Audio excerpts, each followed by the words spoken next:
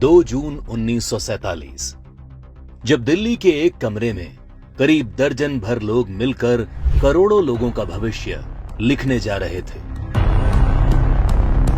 करीब 1.5 दशक से मुस्लिम लीग जिस पाकिस्तान की रट लगा रही थी, वो आज कागजों में उनके सामने सच होने जा रहा था। सिर्फ 2 हफ्तों में भारत के खंडित होने की योजना पर मोहर लग गई। भगवान राम के बेटे लव का बसाया लाहौर, ढाकेश्वरी माता का तीर्थ ढाका, गुरु नानक देव जी का जन्म स्थान ननकाना अब 2 टुकड़ों में बंटने जा रहा था।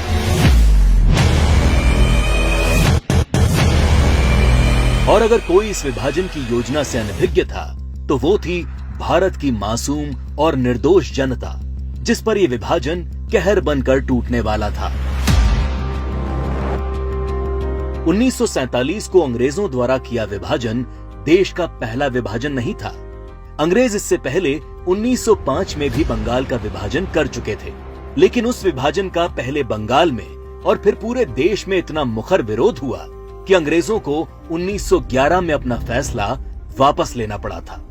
विभाजन का जो काम अंग्रेज 1905 में नहीं कर पाए, वो 1947 में करने में कैसे सफल हो गए?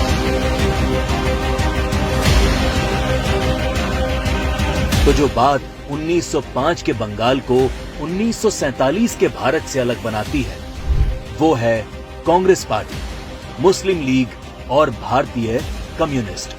1905 में बंगाल विभाजन के विरोध के बीच ही 1906 में मुस्लिम लीग का जन्म संयुक्त बंगाल के ढाका में हुआ।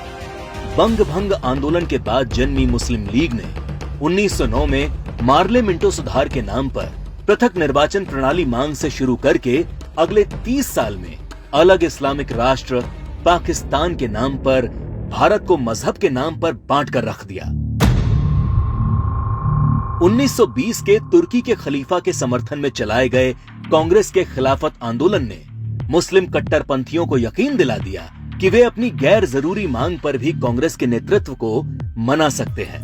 इसके बाद 1930 में अल्लामा इकबाल ने पहली बार मुस्लिम लीग के अधिवेशन में अलग इस्लामिक राष्ट्र की रूपरेखा रखी।